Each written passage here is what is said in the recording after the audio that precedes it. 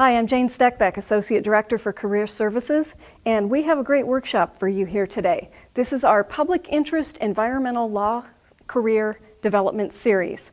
And before I launch into the workshop itself, I have a quote I want to share with you, something that I have found inspiring through the years that you may do so as you're charting out your career paths. Don't ask yourself what the world needs. Ask yourself what makes you come alive, and then go do it. Because what the world needs is people who have come alive. Our topic today is how to obtain public interest law jobs. And I'm going to lay out 3 major steps with a lot of subparts for how you do that. The first of the 3 steps is to become a public interest lawyer while you're already in law school. The second is to be an effective candidate, and I'll teach you how to do that. And the third, be savvy. I'm going to provide you some general career advice, and whether you seek public interest environmental law careers or other careers, this advice is going to help you. Back to the first step. Become a public interest lawyer while you're in law school. There are 6 components to this. First is academics. Load your curriculum with environmental courses. This will give you the subject matter expertise that you need to convince employers that you can do the job. I'm not going to list those courses out for you because you can download the handouts or come to Career Services and pick up a copy of the handout. Second, develop your expertise through writing papers and reading material on your own.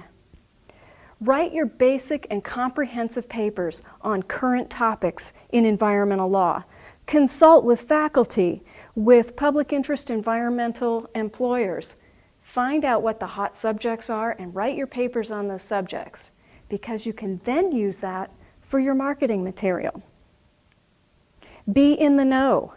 Spend time reading environmental publications. Read Sierra Club magazines. Read American Lands Alliance, Biodiversity Institute, Cascadia Times.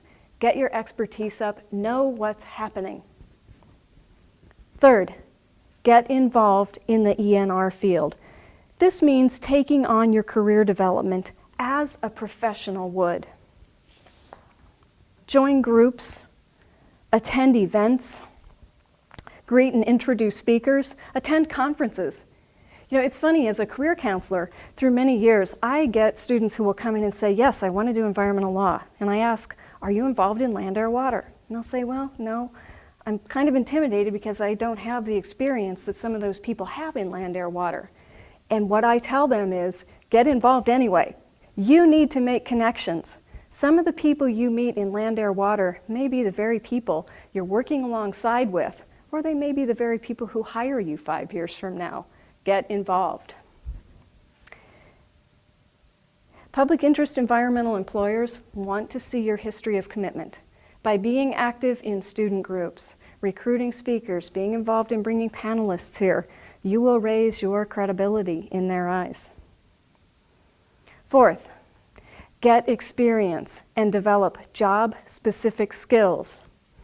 You can do that in terms of pro bono, public service work, clinics, volunteering. Just get out there and get some experience in the environmental field. Working adds to your resume. It gives you job-specific skills, and it shows again that you're committed. One other thing you need to know, sometimes there are offices that will not hire you unless you've volunteered for their office. So volunteering can be a great way to get in the door. And frankly, in the public interest environmental field, you're going to have to do some volunteering in order to get a job sometimes. There are other extracurricular activities that are going to help you develop skills that will get you hired.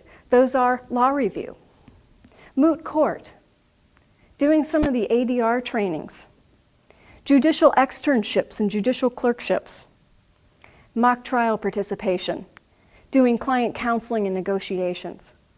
So think broadly in terms of your skill development, as all of this is going to help you get a job in the field.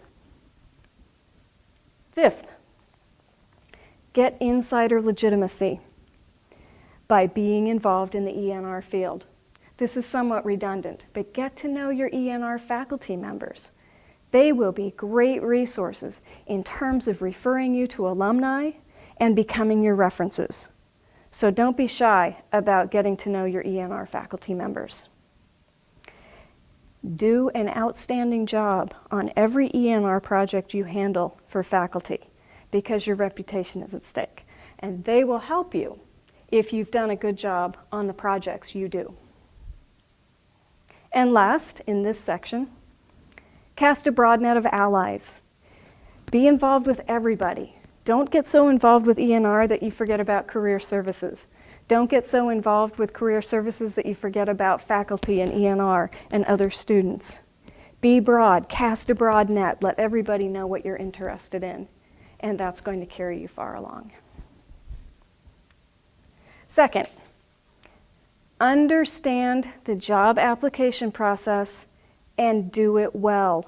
This is vital. I have 5 primary components, but before I launch into those, I want to give you a caveat.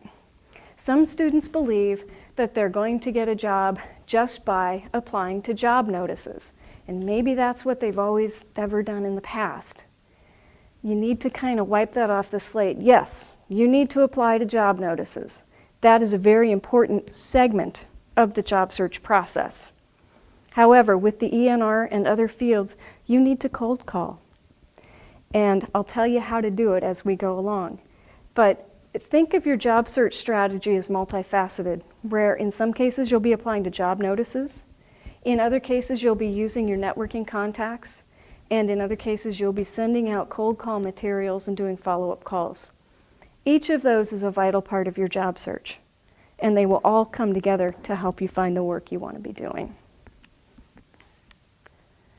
So in understanding the job search process, one of the first major steps to take is to begin researching organizations.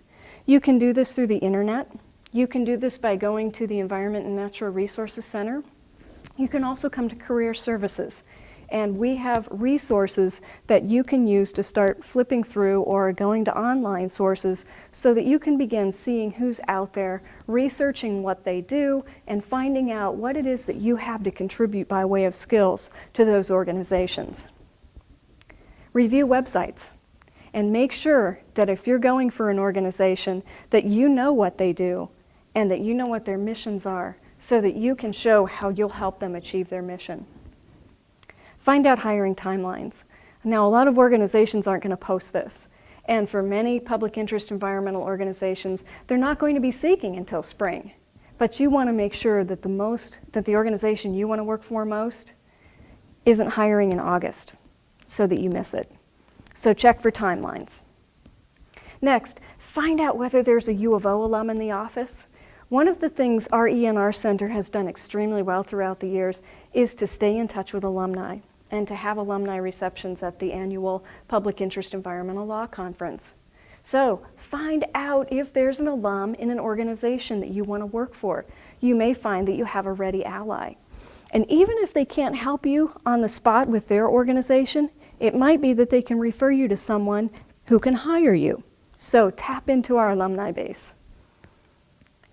Create a public interest environmental resume. It may be that you want to have one fairly generic resume that you use if you're looking for jobs outside the environmental field, but you also may want to create a resume that is very specific, that lists your environmental coursework, that lists your environmental jobs, your skills, so that an environmental employer can pick it up and really see the extent of what you've done and what you can do for them. One thing I want to emphasize about resumes in the environmental field at this point, in the past I've had some students tell me that they just don't want to make a big deal out of their resume, that it's an environmental organization, that it doesn't have to be as good as something they would submit to a law firm. And I tell them they're making a huge mistake. Your resume for an environmental organization, even a small grassroots organization, has to be as perfect as if you were submitting it to a Wall Street firm. You're going to be representing clients, and you're going to be representing clients against people who are practicing in Wall Street firms. You need to be every bit as sharp in how you're presenting yourself and your credentials. So don't be lulled into, well, I'm just a public interest environmental lawyer. I'm not going to be getting paid much. I don't have to show much on my resume. That's a very incorrect assumption. Next, as part of the application process, draft unique cover letters directed to specific employers. Do not be sending out generic cover letters. You need to target your letter to a specific employer, and you need to tell them what it is about them that appeals to you, what skills you have, and how you're going to advance their mission. Highlight your key skills, your passions, and again, what you can do for them. Another aside.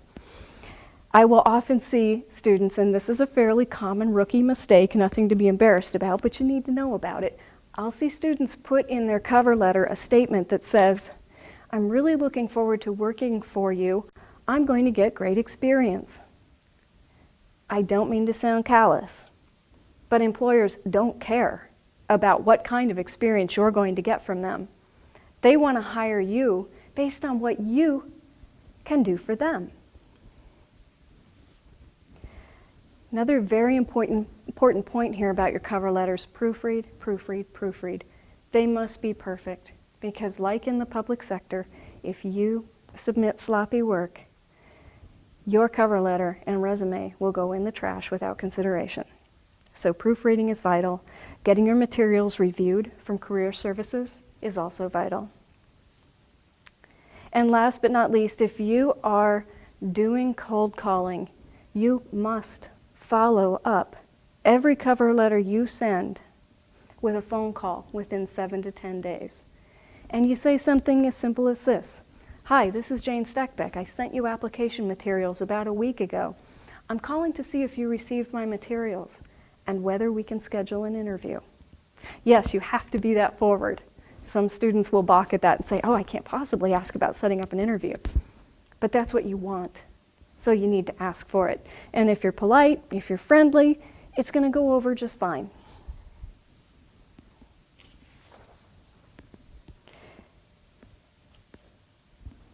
And the last stage of being prepared or being a good job applicant is preparing for your interviews.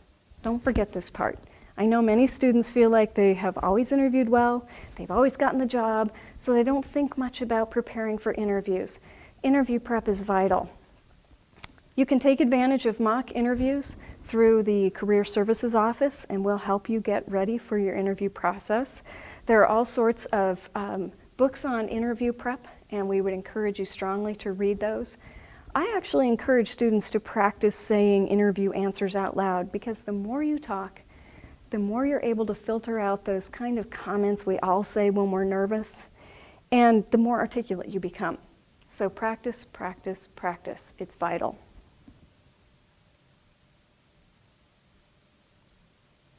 One way to think about interview practice, and this is a really, I've always found that this works, is ask yourself if you would ever submit your first draft of a memo to your legal research and writing instructor. Or would you ever submit your first draft of a brief to the Oregon Supreme Court? You wouldn't. And like writing a memo or writing a brief, with interviewing, you get better every time you practice. So think about the value of practice and use our office to help you, especially if you're someone who's extra nervous. We can help you get through that through multiple practice sessions. And last point about the interview process with public interest organizations, be prepared to fund your own travel. That may be a tough pill to swallow, but public interest organizations by and large don't have a lot of funds. They're not going to fly you across the country. If they have a position and if you're committed, you need to be prepared to fund your own travel. Okay, third point in how to become a public interest lawyer. And this is just some general advice for how to be savvy about building your own career through this. Be your own best advocate. Students who are active and engaged in their career development, they find that opportunities manifest in ways that they couldn't imagine. And these students will often come to me and say, I was so lucky. And then I'll say, okay, well, wait, tell me a little bit more about what happened here. How did this all play out? And time again, I find that the students weren't lucky at all. What they had done is a lot of networking. They had been creative, and they had gone out and secured an opportunity for themselves. Just remember the Chinese proverb, luck is where preparation meets opportunity. I want to tell you about one of our alums who just graduated about a year ago, and one of the creative ways she got a job.